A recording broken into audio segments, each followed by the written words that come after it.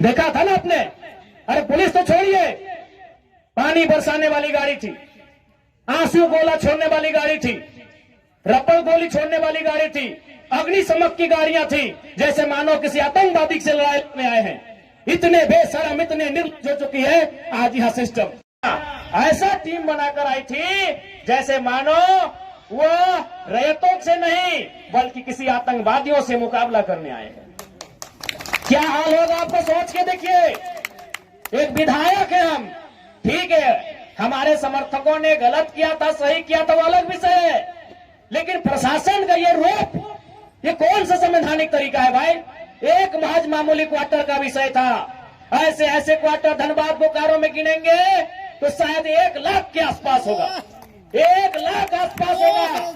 एक मामूली क्वार्टर के लिए जो प्रशासन ने अपना एक घृणित चेहरा दिखाया, बिल्कुल ये घृणित चेहरा था प्रशासन का, ये नफरती चेहरा था प्रशासन का, ये असंवैधानिक अमानवीय चेहरा था प्रशासन का। एक विधायक के साथ जब वो इस प्रकार का व्यवहार कर सकते हैं तो सोचिए आम ग्रामीण रैयत विस्थापितों का क्या हश्र होगा आने वाले सालों में। इसलिए आज मैं तमाम रैयतों से, जिन्होंने किसी परियोजना में, किसी कल कारखाने में, कि डीवीसी की परियोजना हो या सीसीएल पीसीसीएल की परियोजना हो, जिन्होंने अपनी जमीन देने का काम किया है, आज उन्हें एक मंच में आने की आवश्यकता है। मैं आपसे यह आह्वान करने आया हूं।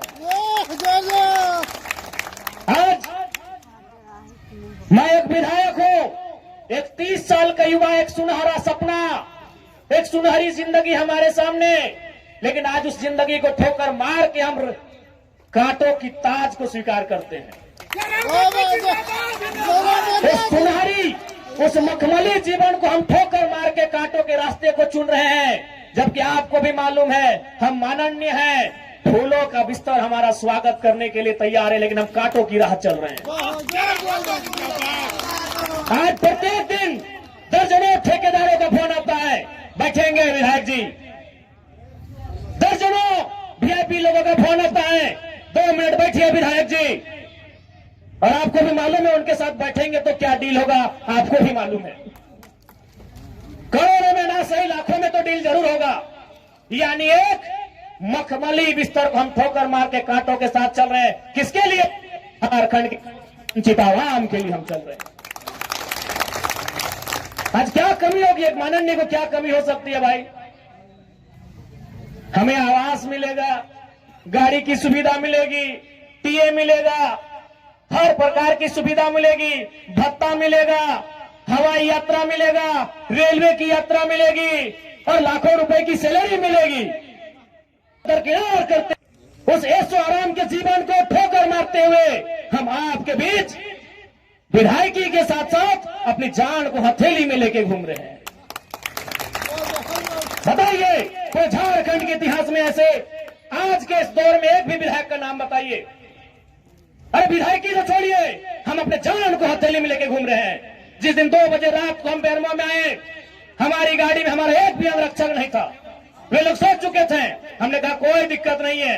हमने केवल ड्राइवर को फोन किया, वो भी अपने ससुराल में थे, क्योंकि आपको भी मालूम है मेरे घर में इतना जगह नहीं है कि हम 4 लोगों को ठहरने के लिए बोल सके।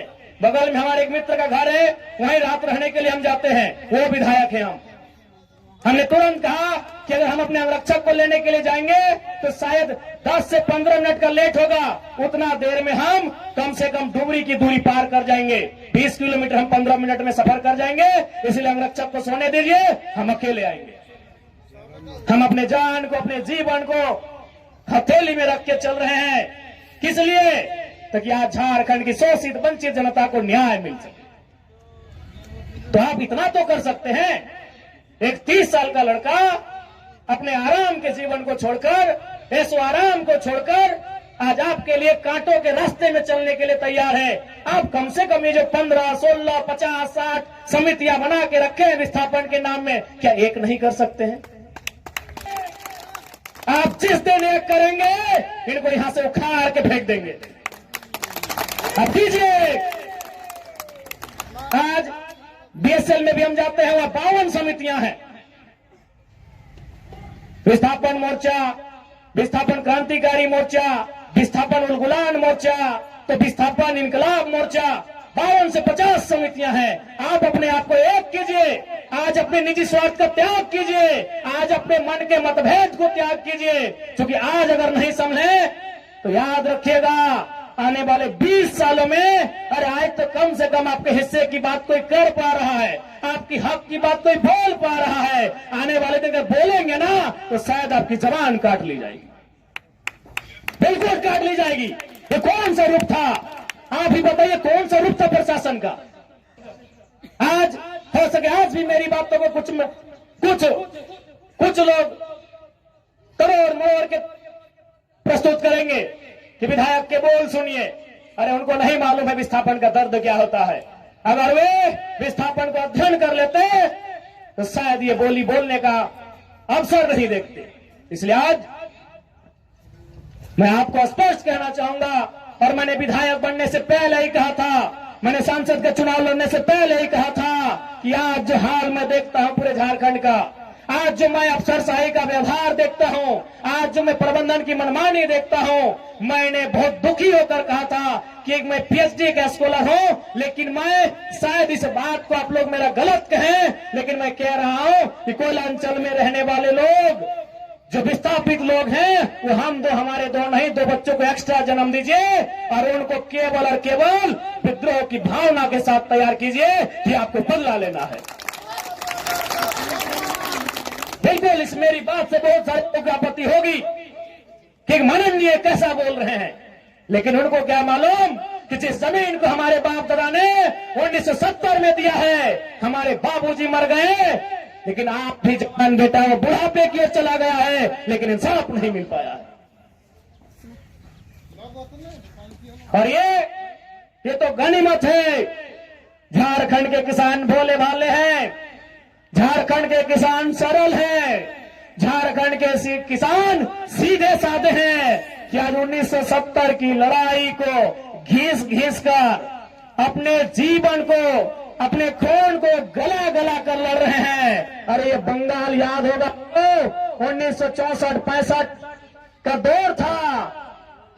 एक दिन पहले कुछ जमींदारों ने, कुछ सामंतवादियों ने एक किसान को मारा था। उन्होंने नक्सलवादी और नक्सलवादी जैसे घटना को अंजाम दे दिया था। एक दिन पहले ये तो झारखंड के किसान हैं कि 70 साल से बर्दाश्त कर लिए। बंगाल के किसानों ने एक दिन बर्दाश्त नहीं किया था। आज आप नक्सलवादी सुनते हैं ना, नक्सली नक्सली नक्सली, ये डिक्शनरी का वर्ड नहीं है। नक्सली कोई बुरा वर्ड नहीं है। नक्सली बुरा हो सकता है, नक्सली वर्ड बुरा वर्ड नहीं है।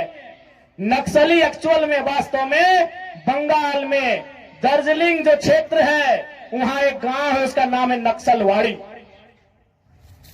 नक्सली कोई डिक्शनरी का शब्द नहीं है जिसको हम लोग झारखंड में सुनते हैं नक्सली। एक बंगाल का गांव है, उसका नाम है नक्सलवाड़ी। उसी गांव में घटना घटी थी। किसानों को कुछ जमींदारों ने, जमींदार को आप प्रबंधन से ही तुलना कर सकते हैं, जमींदार को आप प्रशासन से तुलना कर सकते हैं, तो कुछ जमींदारों ने, उस किसान का नाम था जंगल संथाल, लगभग 6 फुट ऊंचाई का वो किसान था, उसका नाम था जंगल संथाल। उस किसान के कुछ साथियों को लाठी डंडे से पीटने का काम किया था। बदले में एक ऐसा क्रांति आती है, उसे आप नेगेटिव कहिए पॉजिटिव कहिए, वो भी सही नहीं है कि आज उसे नक्सली और नक्सलवादी का नाम दिया गया। वे किसानों की घटना थी। अरे उसकी तुलना में तो झारखंड के लोग सीधे साधे भोले भाले लोग हैं। आज 70 साल से पिस रहे हैं, आज 70 साल से घिस रहे हैं। आज कई पीढ़ियां बर्बाद हो गई। आंखों के सामने बूढ़ी माँ इलाज के अभाव में तड़प तड़प के मर गई। आंखों के सामने जवान बेटा बेरोजगारी से तंग आकर खुदकुशी कर लिया। आंखों के सामने इतनी घटनाएं घट गई। आंखों के सामने इतनी घटना घटने के बाद भी आज झारखंड बर्दाश्त कर रहा है। ये बंगाल होता तो आज नक्सलबाड़ी जैसी कई घटनाओं को अंजाम दे चुका होता। फिर भी